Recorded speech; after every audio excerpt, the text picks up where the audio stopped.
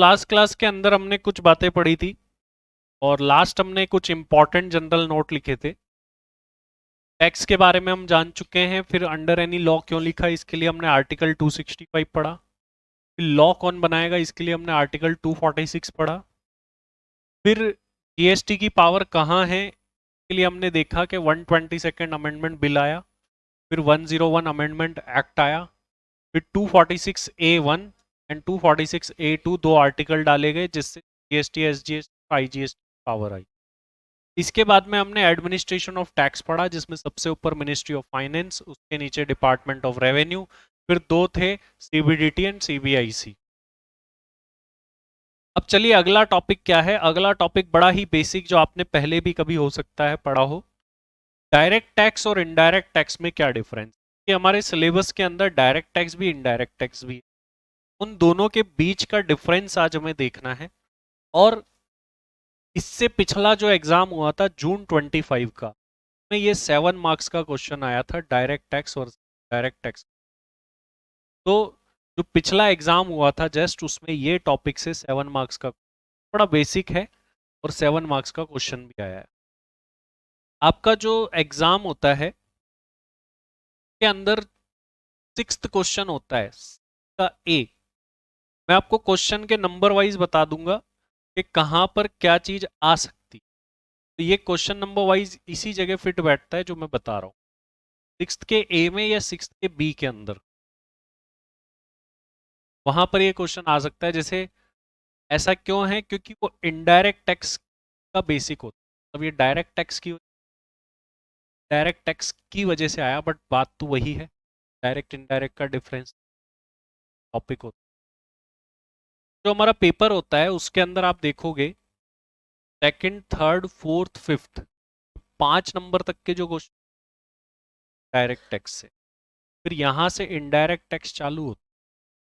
अब ये क्वेश्चन देखिए, direct tax and indirect taxes are different from each the context of the above statement discuss 7 direct and. तो ये 7 marks का question है, बड़ा ही सिंपल। इसी टॉपिक को आज अपन देखने वाले हैं पहले।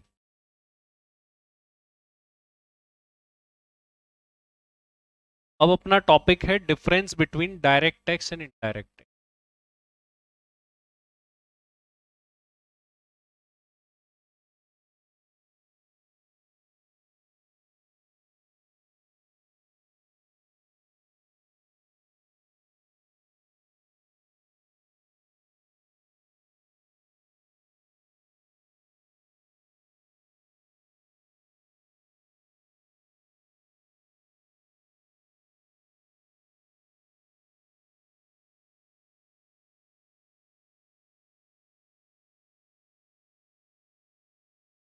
लाइन में सभी को गुड आफ्टरनून। ऑडियो ठीक से पहुंच पा रही है क्या। अब दोनों के बीच में हम डिफरेंस लिखेंगे भी और समझेंगे भी।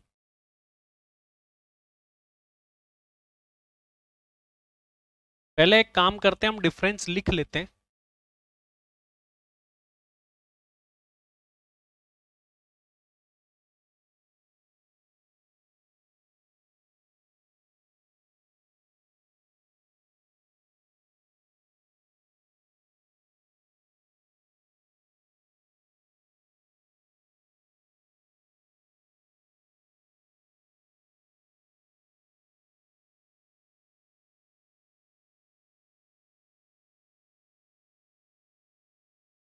पहला डिफरेंस है direct tax is charged on income of a person.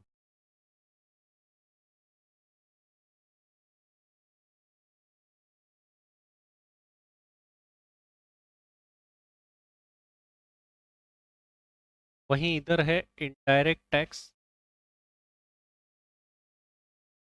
Charged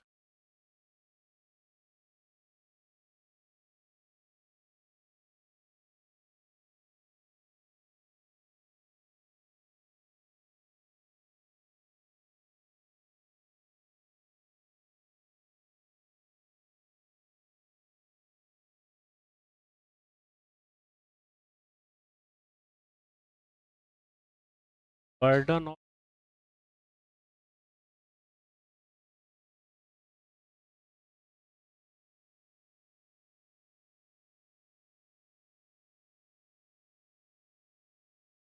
can not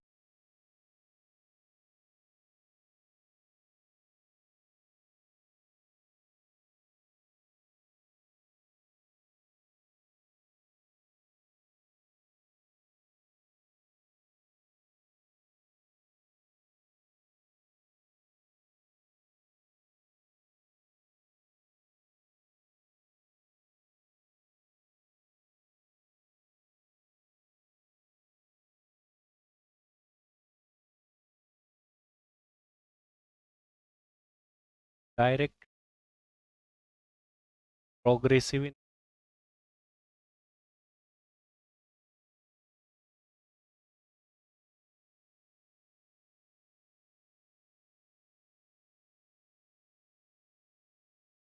direct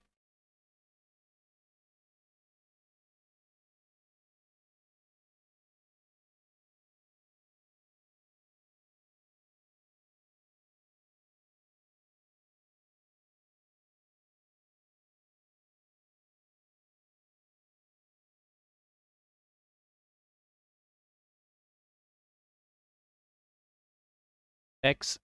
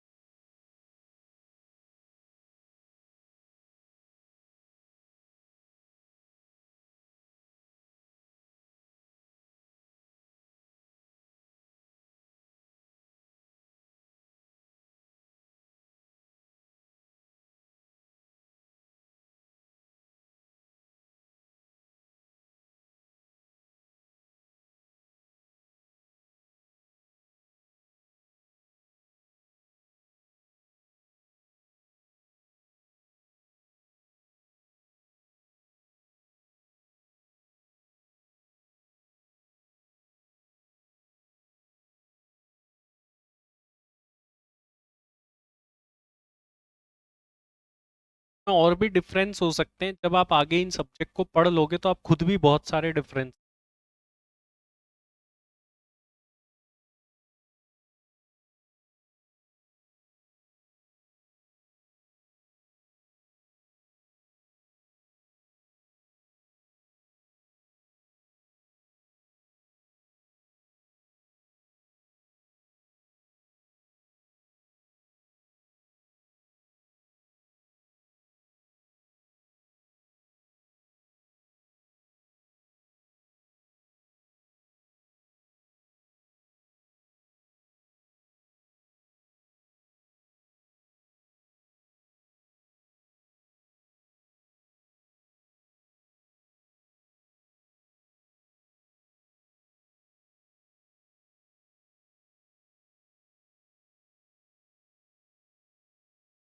तो हम इनके बारे में बात करते हैं एक एक करके हैं इनका क्या मतलब। पॉइंट आपको पढ़ के ही समझ आ गए होंगे और नहीं भी आए होंगे। तो इन सब के बारे में हम बात करते हैं। सबसे पहला पॉइंट देखिए क्या बोल रहा है। डायरेक्ट टैक्स जिसे हम इनकम टैक्स भी कह सकते हैं। तो इनकम टैक्स के तो नाम में ही क्या है, इनकम टैक्स। किस पे लगता होगा, इनकम के ऊपर। तो बड़ा सिंपल सा पॉइंट है पहला कि सर डायरेक्ट टैक्स जो है वो इनकम के ऊपर। और वहीं इनडायरेक्ट टैक्स क्या होता है, कोई भी गुड्स आप मार्केट में जाके खरीद, कोई भी सर्विस अगर आप लेते हैं के ऊपर आपको जीएसटी पे करना पड़ता है। तो इसीलिए देखो यहाँ पर ये पॉइंट क्या बना, ये गुड्स एंड सर्विस, और जीएसटी के नाम में ही गुड्स एंड सर्विस टैक्स। पहला डिफरेंस तो बड़ा सिंपल। पहले हम उन डिफरेंस पर बात करेंगे जो आसान है, फिर कुछ को डिटेल में अभी एग्जाम्पल से भी करना है। फिर इसके बाद में अपन बात करते हैं फोर्थ वाले की, tax evasion is possible normally. Tax evasion का मतलब होता है चोरी, टैक्स की चोरी।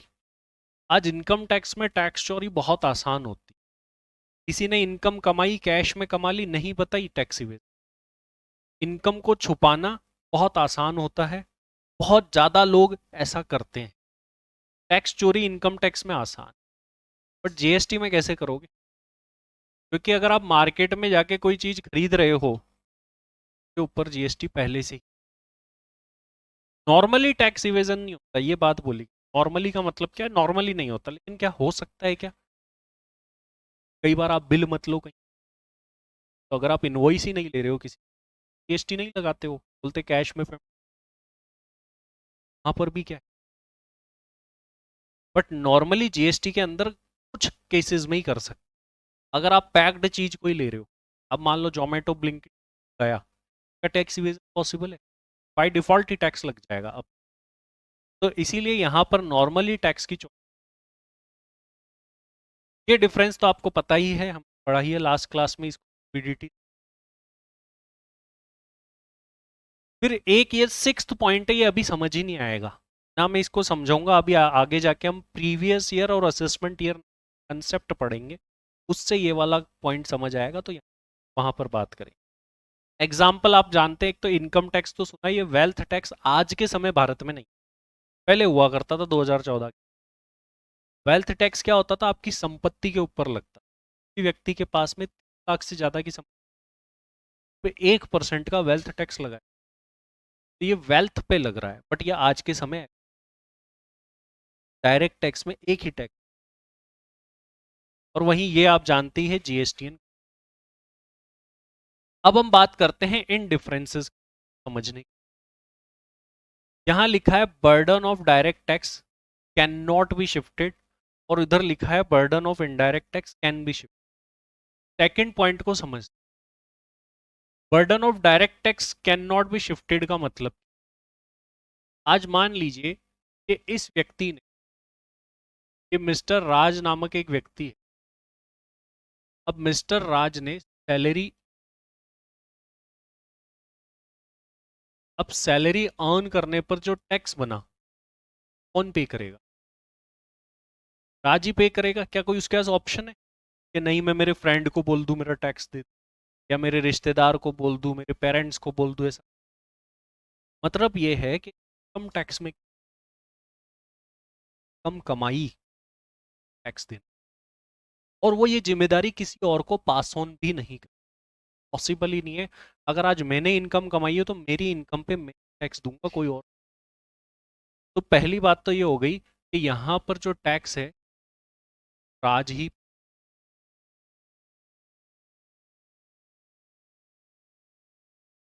अब लेकिन इंटरेस्टिंग है इनडायरेक्ट टैक्स का बर्डन। जब हम आईडीटी पढ़ेंगे इनडायरेक्ट टैक्स, तब भी ये एग्जाम्पल काम आएगा जो हम करने जा रहे हैं। अभी आपको लिखना भी है एग्जाम्पल। पॉइंट क्या बोल रहा है देखो, बर्डन डायरेक्ट टैक्स, बड़ा इंपॉर्टेंट कंसेप्ट है ये, कैन बी। इसको हम एक एग्जाम्पल से समझ,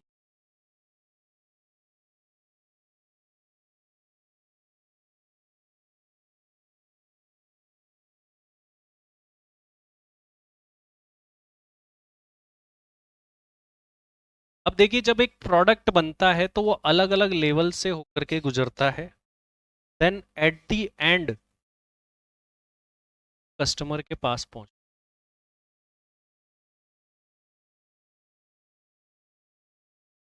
अब हम एक एग्जाम्पल ले रहे हैं। जैसे ये एक प्रोडक्ट है जिसको सबसे पहले जो बनाता है बोलते हैं मैन्युफैक्चरर।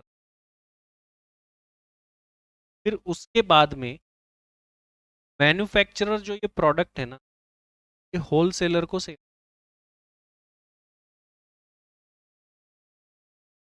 और होलसेलर के बाद में कहाँ जाता है? रिटेलर के। रिटेलर के बाद में ये कस्टमर। मैन्युफैक्चरर हो गया बनाने वाला, होलसेलर हो गया बल्क में, फिर रिटेलर हो गई छोटी छोटी। अब हम एक एग्जांपल लेते हैं। जस्ट सपोज एक प्रोडक्ट है, जैसे मान लीजिए पेन है। अब वो पेन जो मैन्युफैक्चरर बनाया, वो बनाया तो मैन्युफैक्चरर के लिए कॉस्ट आई उसकी बनाने में। अब कोई भी अगर किसी प्रोडक्ट को बनाता है तो उसके ऊपर अपना प्रॉफिट तो जोड़ता है। इसने जोड़ा अपना प्रॉफिट। ये प्रोडक्ट हो गया। क्या ये 110 में होलसेलर को अब इस पे क्या लगाएगा ऊपर से? वो जीएसटी लगाएगा। वो लेट से जीएसटी लगा 10 रुपए, ये हो गई 120। तो मतलब ये जो मैन्युफैक्चरर है बनाने वाला, तो का बना 10 खुद के जोड़े 110 हो गया, 10 रुपए का जीएसटी 120 होलसेलर। अब होलसेलर के यहां पर देखिए ध्यान, होलसेलर अपनी बुक्स में कॉस्ट क्या बताए, वो कितने रुपए का पेन। अब इसको आप कोई लिखना नहीं है, ध्यान से देखना है बस। अब लिखोगे तो अभी गलत लिख लो। 120 का भी कुछ प्रॉफिट जोड़ ले, तो थोड़ा ज्यादा जोड़ दे, तो हो गया 140। फिर वो इस पे क्या लगाएगा? जी, लेट से 15 रुपए का, 155। अब एक बात ध्यान से देखो, क्या इस सिस्टम में कोई प्रॉब्लम है? क्या कोई दिक्कत दिखी? तुम है दिक्कत? यहां देखो, ये 120 में 10 रुपए का टैक्स जुड़ा, फिर ये 120 पे 20 जोड़ के 140 आया, फिर उस पर। तो ये टैक्स के ऊपर टैक्स नहीं लग रहा वापस। जीएसटी तो परसेंटेज में होता, 12%, 18% था, यहां भी लगता, फिर यहां फिर। जब टैक्स के ऊपर टैक्स लगता है ना, बोलते हैं कास्केडिंग इफेक्ट। क्या बोलते हैं? Cascading effect of. ये टेक्निकल टर्म है, ध्यान रखना। जब टैक्स पे टैक्स लग जाए तो इसे कास्केडिंग इफेक्ट। अब ये जो आप देख रहे हो ना, ये था पुराना से। आज के समय क्या होता है, देखिए, जैसे मान लीजिए कि मैं ये बोर्ड लेकर के आया, मुझे बिल मिला 3 लाख रुपए, और उसके ऊपर 18%, 54 था। 54,000 का जीएसटी मैंने, वो बोलते हैं इनपुट जीएसटी, टाइम जो जीएसटी पे। अब मान लीजिए कि बच्चों से मुझे 5 लाख की फीस, 18% डाला तो बन रहा था 90। अब मुझे सरकार को कितना? 90 नहीं करा, इस 90,000 में से वो 54,000 लेस हो जाए, और मुझे गवर्नमेंट को कितना? 36,000 ही जमा। आप ये देखते होंगे कि कई लोग अपने बिजनेस नाम से चीजें लेते हैं और बोलते हैं जीएसटी में फायदा मिलेगा। जीएसटी में यही फायदा, जीएसटी में क्या होता है कि अगर आप किसी इनपुट को, जीएसटी का आप क्या ले सकते हैं? क्रेडिट से बोला जाता है, इनपुट पर पे किए टैक्स का। जैसे कैशबैक को यूज नहीं करते, क्या अपने पॉइंट्स पड़े होते हैं, तो हमने खरीदते टाइम जो जीएसटी दिया, तो हम एडजस्ट करवा सकते हैं पर जो जीएसटी, तो परचेज पे बनने वाला GST can be adjusted with the sales पर बनने, तो हमको नेट ही जमा। तो जब इसे परचेज पर पे किए गए जीएसटी का क्रेडिट ही मिल रहा है, क्या इस, जब किसी चीज का तुमको क्रेडिट मिल जाएगा, आज तुमने 50,000 का फोन लिया, 5,000 रुपए का कैशबैक मिल जाए, फोन कितने? 45 का ही पड़ा ना। तो ऐसे ही बताओ कि यहां पर ये जो 10 रुपए का जीएसटी लगा हुआ है, होलसेलर को तो उसका क्रेडिट, तो होलसेलर अपनी बुक्स में क्या इसकी कॉस्ट 120, कितनी लिखनी चाहिए फिर? 110 ही लिखनी चाहिए। जीएसटी की वजह से कॉस्ट नहीं बढ़ रही है। क्यों नहीं बढ़ रही है? क्योंकि जो जीएसटी ये पे करके आया उसका तो क्या मिल जाएगा? क्रेडिट, जिसे आईटीसी बोलते हैं, टेक्निकल आईटीसी मिल, आईटीसी मिल जाएगा का मतलब गुड टैक्स क्रेडिट। तो अब 110 का ये 20 रुपए का उसका प्रॉफिट है, 130, 12 रुपए का।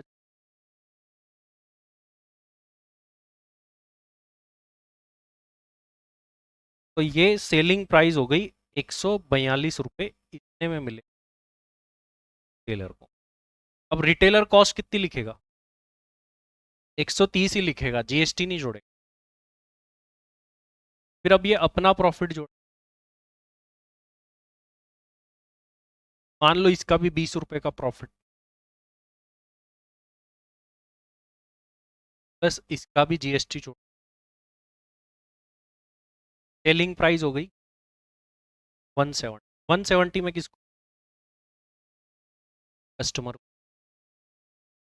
अब एंड में 170 रुपए में ये कस्टमर के पास में गया है, ये कस्टमर आप है। आप ये देखो कि मैन्युफैक्चरर ने जो जीएसटी का पैसा था वो किससे लिया? होलसेलर। होलसेलर ने जीएसटी का पैसा किससे? रिटेलर से। और रिटेलर ने जीएसटी का कस्टमर से। तो ये लोग तो क्या करते गए? टैक्स का बर्डन इसने इस पे शिफ्ट किया, इसने इस पे शिफ्ट करा, एंड में जाके सारा बर्डन किस पर आया? कस्टमर। कस्टमर के नाम में ही क्या है? कष्ट से मर। तो टैक्स के सारे कष्ट इसी पर आएंगे, तो टैक्स के सारे कष्ट यही उठाएगा। तो इसीलिए देखो सारा का सारा बर्डन टैक्स का एंड में हुआ। अब एक और बात समझते हैं, देखो ये, अब देखो टेक्निकली समझना, एंड में जीएसटी जो लगा है फाइनली वो कितने का लग रहा है? 20। अब देखो सरकार को कौन कितना जमा कराएगा? ये होलसेलर कितना डिपॉजिट कराएगा? 10 रुपए कराएगा। मान लो होलसेलर भी अपना माल कहीं से खरीद के लाया होता ना, तो उसने भी जहां जितना जीएसटी दिया उसका उसको क्रेडिट मिल, चलो ये गवर्नमेंट को डिपॉजिट कराए, ये कितना कराएगा? 12 कराएगा पक्का। 12 तो इसका बन रहा है, -10 हो जाएंगे, कितने कराएगा? मात्र 2 रुपए। 2 रुपए ही जमा कराए, क्योंकि 12 बन रहा है और इनपुट का क्रेडिट मिल जाए। इनपुट का क्रेडिट मिल जाता तभी तो कॉस्ट में नहीं, कॉस्ट में जोड़ना पड़ता। ये कितना डिपॉजिट कराएगा?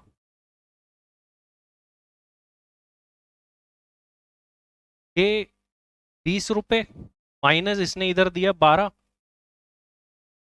एक बार देखो सरकार के पास कितना पहुंचा? 10 + 2 + 8, और यही 20 किसने दिया? ये कस्टमर ने दिया है 20 रुपए। ऐसे करके गवर्नमेंट के पास थोड़ा थोड़ा करके टैक्स पहुंचता है, और एंड में कस्टमर जितना टैक्स दे रहा है। तो पॉइंट क्या बोल रहा है? Burden of indirect tax can be shifted. देखो यहाँ पे शिफ्ट हुआ, यहाँ से यहाँ, यहाँ से यहाँ, बट कस्टमर नहीं कर सकता, अल्टीमेट कंज्यूमर है, कंज्यूमर पास ऑन नहीं। लेकिन मान लो यही पेन ज्ञान सागर क्लासेस के नाम, ज्ञान सागर क्लासेस के बिजनेस, फिर वो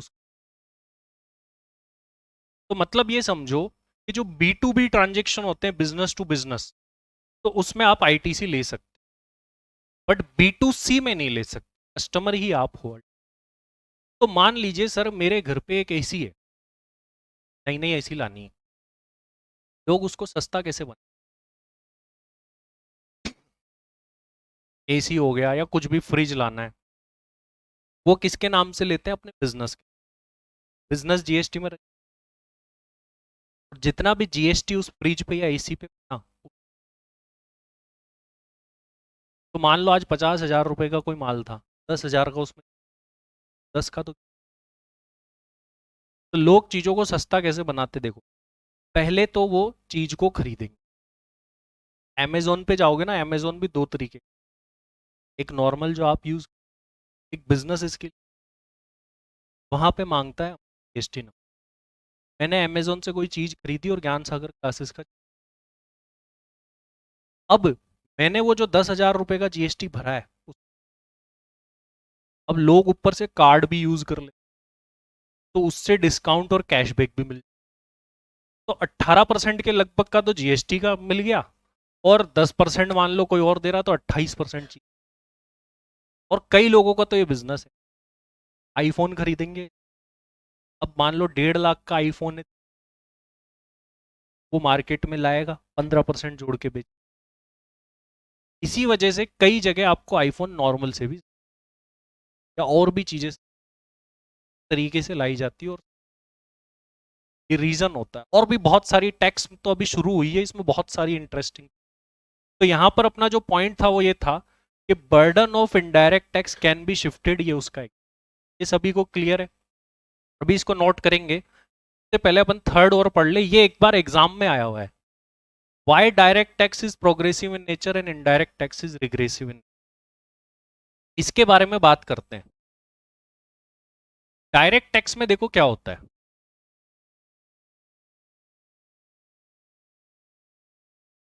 अभी देखो डायरेक्ट टैक्स किस तरीके से काम करता है इसको समझते हैं। टैक्स का सिस्टम, वैसे तो आप टैक्स निकालना सीखोगे बेसिक्स में, तो आपको और भी पता लग जाएगा। देखो मान लीजिए कि ये आप यहाँ खड़े हैं, आपको यहाँ से यहाँ जाना है, आप ये सीढ़ी चढ़ेंगे, ये सीढ़ी चढ़ेंगे, इसी तरीके से डायरेक्ट टैक्स, मतलब ये हुआ कि जैसे जैसे किसी पर्सन की इनकम ग्रो करती है, तो वैसे वैसे उस पर लगने वाला टैक्स भी ग्रो, तो इनकम के साथ साथ टैक्स भी ग्रो कर रहा है, प्रोग्रेस कर रहा है, बोल सकते। डायरेक्ट टैक्स क्या है? प्रोग्रेस। तो जो कम इनकम वाले लोग हैं उन पे कम टैक्स लगता है, ज्यादा वालों पर ज्यादा लगता है, कुछ पे तो लगता ही नहीं है कम वालों पर, जो कि आप बेसिक्स में जानोगे। तो डायरेक्ट टैक्स को प्रोग्रेसिव इन नेचर बोला जाता है, क्योंकि जैसे जैसे इनकम बढ़ती है वैसे टैक्स की रेट और टैक्स भी बढ़ता जाता है, देयर फॉर डायरेक्ट टैक्स। अब वहीं इनडायरेक्ट टैक्स के लिए बोला गया है रिग्रेसिव। रिग्रेसिव का मतलब क्या होता है? समान, इक्वल। आज मान लीजिए कि डोमिनोज में पिज्जा खाने जाओ आप सभी लोग जाओ और सेम ऑर्डर कर दो, तो क्या आपके ऊपर अलग अलग जी, अब डीमार्ट में जाके कोई प्रोडक्ट ले लो, या जीएसटी की, ब्लिंकिट से ऑर्डर कर लो, अब उसको थोड़ी पता है कि तुम्हारी इनकम कितनी, तुम चाहे गरीब आदमी हो या अमीर आदमी हो, मान लो एक जना साइकिल से उतर के डोमिनोज में जाके, या एक कोई मर्सिडीज से उतर के डोमिनोज में जाके खा रहा है, सेम, के ऊपर जो जीएसटी की रेट लगाई जाएगी बिल्कुल सेम हो। तो डायरेक्ट टैक्स अमीर गरीब कोई भेदभाव नहीं करता, तो मतलब ही नहीं है, वजह से indirect taxes aggressive in nature, तो हम ये कह सकते हैं ये जो है ना, सेम फॉर ऑल है, किसी गुड्स या सर्विस पे जो रेट एक के लिए लग रही है वही सबके लिए लगती है, एग्रेसिव। क्लियर है सभी को ये बात? चलिए इसको नोट करते हैं।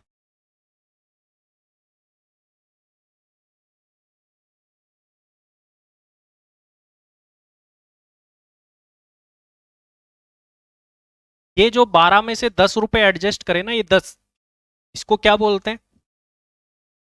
इसको क्या नाम दिया हमने? ITC, input tax credit. ITC नामक पूरा चैप्टर है इनडायरेक्ट टैक्स के अंदर, इस पे पूरा चैप्टर बना हुआ है, और जीएसटी के आने का मेन कारण ही यही था, हम जब जीएसटी पढ़ेंगे तब जानेंगे।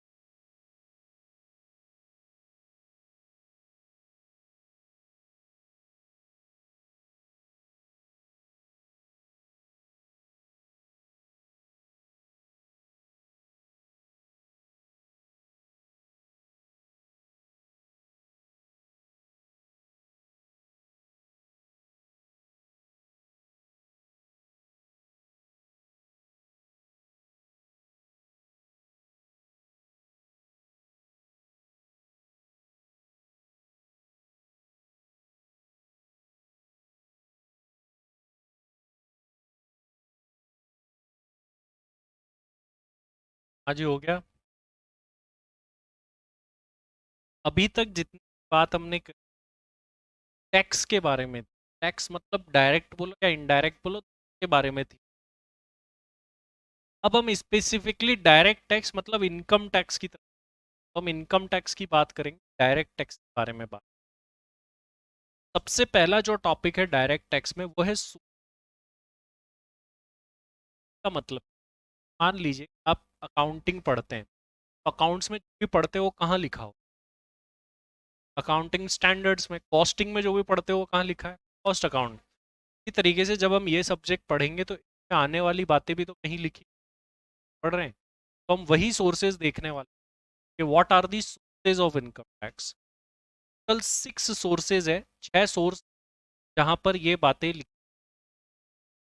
6 जगह से बातें आएगी, 6 जगह से ये आएगी। इसको हम प्रोविजंस बोलते हैं। प्रोविजन से वो 6 प्लेसेस पर लिखे। अब वो 6 जगहें कौन कौन सी है? सबसे पहली जगह जो हमारा सोर्स वो है इनकम टैक्स एक्ट।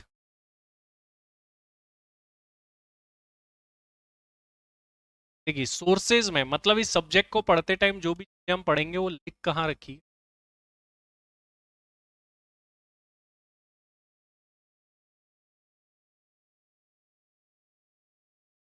अब देखो कोई भी टैक्स लेना हो, अब ऐसे पढ़ने में तो तुम पहले ही दिन में, बट हर चीज का एक पर्टिकुलर। अब ये इनकम टैक्स का एक्ट ही क्यों, इसका भी रीजन। डायरेक्ट ही क्यों नहीं?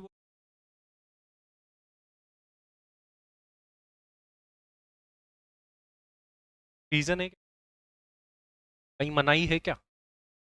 मनमर्जी। आर्टिकल 265 क्या बोलता है? No tax shall be levied और कलेक्टेड एक्सेप्ट एनी अथॉरिटी। अब कानून की इजाजत के बिना ना तो कोई टैक्स लगेगा ना ही कलेक्ट किया। सरकार को कानून बनाना पड़ा। ये बनाया सरकार ने इनकम टैक्स एक्ट 19। तो आप आज की डेट में ये पढ़ रहे हो, ये 1960 का एक्ट है। हर साल चेंज भी हर साल इसमें आते हैं, amendment बोल। तो ये हमारा पहला मेन बेसिक्स और इसे फंडामेंटल सोर्स तो हम पढ़ेंगे, वो हमारी बातें यहाँ लिखी मतलब यही पढ़ना है अपने को। फिर जो दूसरा सोर्स वो है इनकम टैक्स रूल 19। अभी ये देखो ये एक के नाम में तो एक्ट है, एक के नाम में रूल। डिफरेंस क्या हो? डिफरेंस या सेम बात होती? अलग अलग होगी तभी तो अलग अलग है। अब अलग अलग है क्या आखिर? देखो क्या होता है कि अगर आपने एक्ट पढ़ा हो, पढ़ेंगे तो कई जगह ऐसे लिखा होता है एज में बी प्रिस्क्राइब्ड। या फिर मैं यूं बोलूं कि कई जगह लिखा होता है जैसा बोलेंगे करना पड़ेगा। मान लो मैंने ऐसे बोल दिया क्लास में जैसा बोलेंगे, 15 दिन गुजर गए, मैंने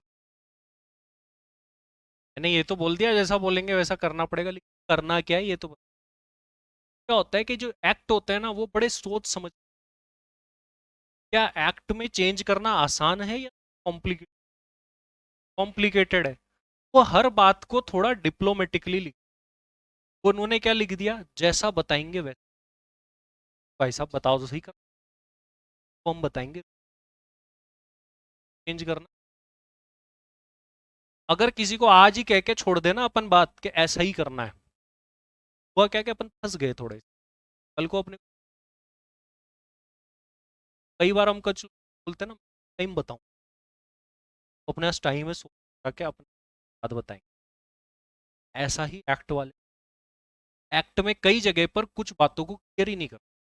एज में बी एज में बी लिख के, बोले मुझे अब क्लियर करना है बताओ तो सही, बात clear.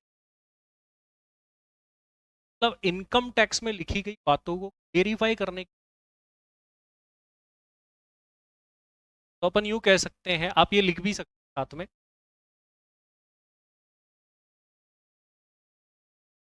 Income tax rule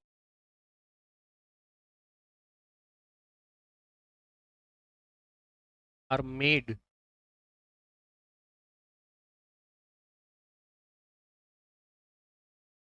verify.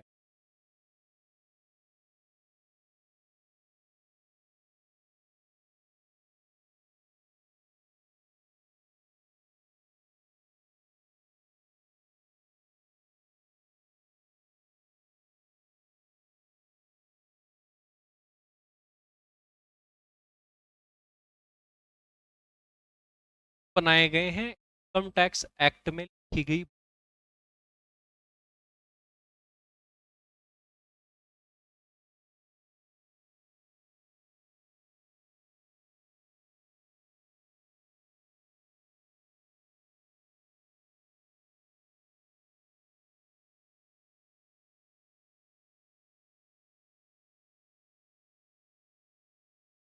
अब थर्ड पर आते हैं, अब इस पर ध्यान दीजिए। Third one is circular. Circular क्या होता है? देखो ये सर्कुलर पहले बात मिलते कहाँ से, देखो प्रैक्टिकली समझ।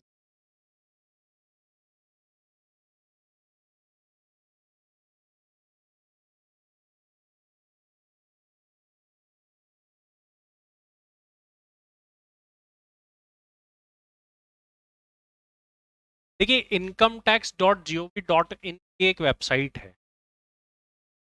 मतलब जो भी इनकम टैक्स के रिटर्न भरे जाते हैं ना, यहाँ पर आकर के आप यहाँ पर लॉग इन करेंगे, यहाँ से रिटर्न भर। आप में से किस किस का पैन कार्ड बनाओ? Pan card. आप में से कौन कौन रिटर्न भरते हैं? लेकिन तुम चाहो तो भर सकते हो। सर इस कम की भर 2 लाख रुपए की। लेकिन फ्यूचर में जाकर अगर तुम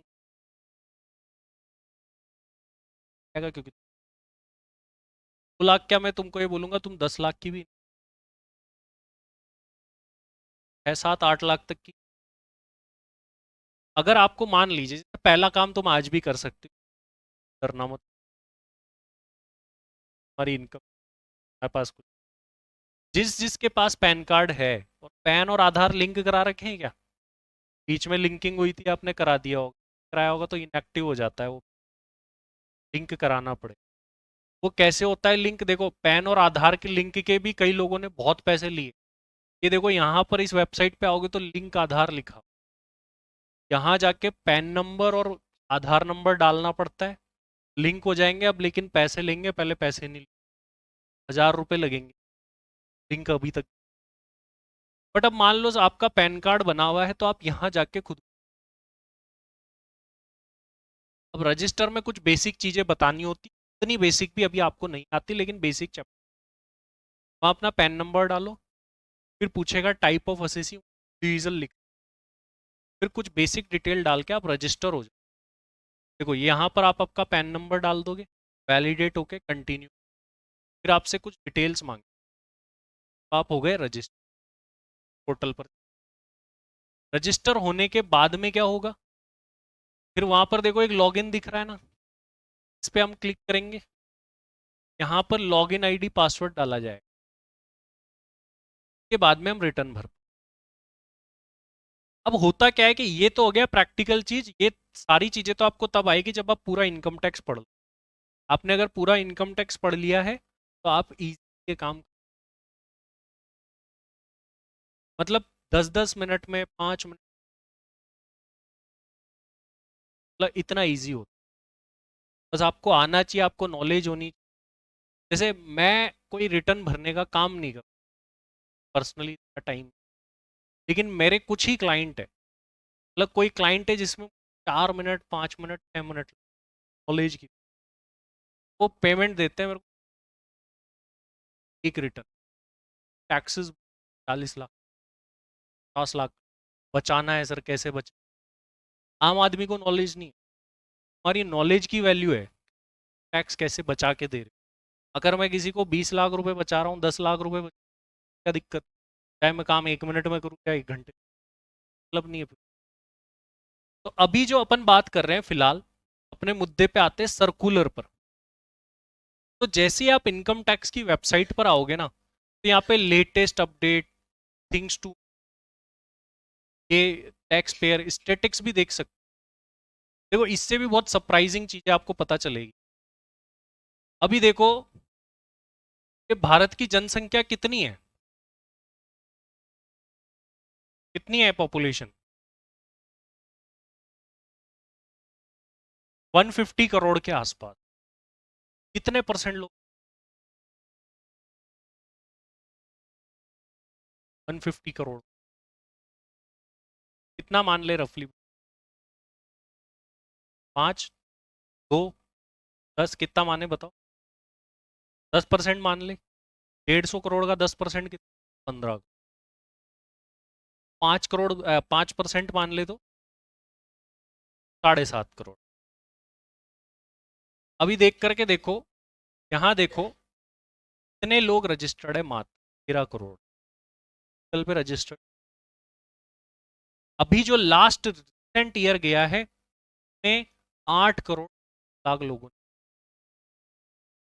सिर्फ 150 करोड़, 8.5 करोड़, 10%। अगर 10% लोग भरने लगे, बहुत ज्यादा कलेक्शन होता है। हालांकि पिछले कुछ सालों में बहुत ज्यादा बढ़ा है कलेक्शन, कारण ही यही। आप देख रहे होंगे, ये देखो रिटर्न इतने भरे, वेरीफाइड में कम दिखा रहा है। तो आप कई जगह देखते हो फॉर्म भरते हैं, फिर एंड में अपना नंबर डाल के वेरीफाई करना होता है, तभी वो सबमिट हो। तो इन्होंने रिटर्न तो भर दिए 8.5 करोड़ ने, लेकिन तो होता है आधार ऑथेंटिकेशन, एंड में आपके आधार पे ओटीपी जाता है, वो डालना पड़ता है। तो इतने लोगों ने भर दिए, लेकिन वेरीफाई इतने लोग। अभी फिलहाल हम बात कर रहे हैं, ये तो देखो यहाँ पर जाके आप कुछ भी चेक कर सकते हो, डेटा वेटा देखना हो आपको तो। और यहाँ पर इसी वेबसाइट पे हमको मिलते हैं सर्कुलर। सर्कुलर क्या होते हैं? अगर आपको डायरेक्टली सर्च करना हो तो आप डायरेक्टली सर्च कर सकते हो, इनकम टैक्स सर्कुलर।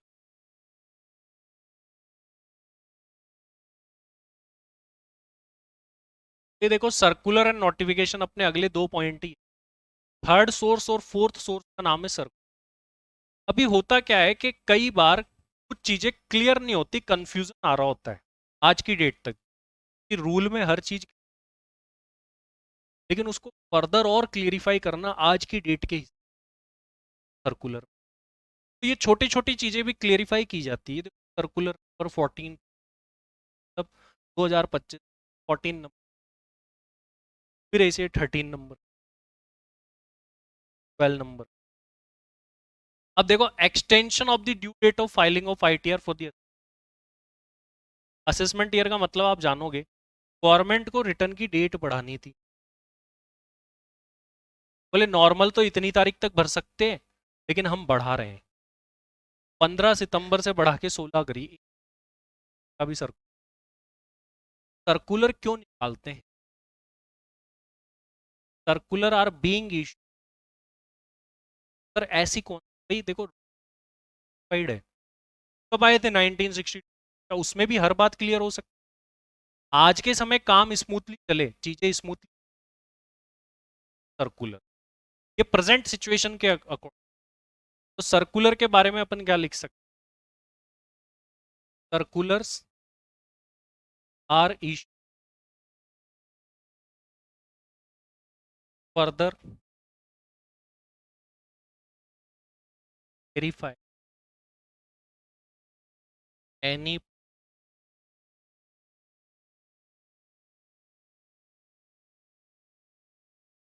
और भी डिटेल में किसी चीज को क्लेरिफाई करना हो तो फिर सर्कुलर।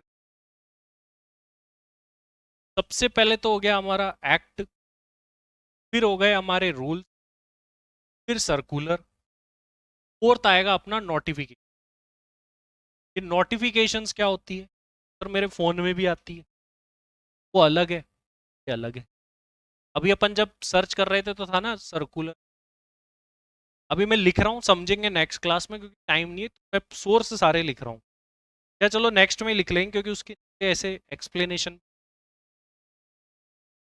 तो अगर आपसे एग्जाम में पूछ ले कि बेसिक और फंडामेंटल सोर्स का है, तो आपको बोलना है इनकम।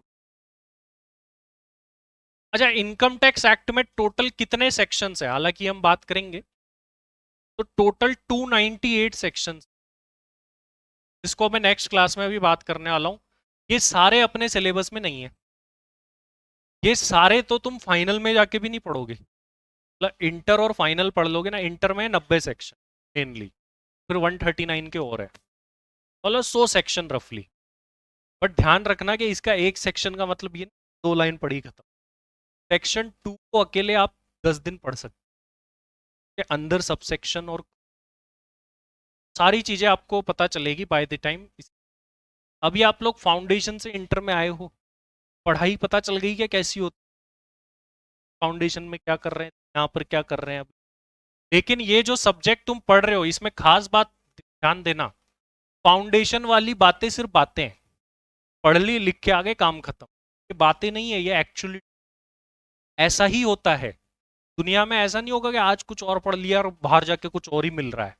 आज जो प्रोविजन यहाँ लिख दिया मतलब वो फाइनल है, तो ऐसा ही मार्केट में जाके मिलेगा और ऐसा ही करना है आगे जाके लाइफ। तो ये एक्चुअल वर्ल्ड से कनेक्टेड पढ़ाई है, फाउंडेशन तो एक बेस था बस, ये डिफरेंस है। चलिए आज हम करेंगे इतना ही, इससे आगे हम बढ़ेंगे।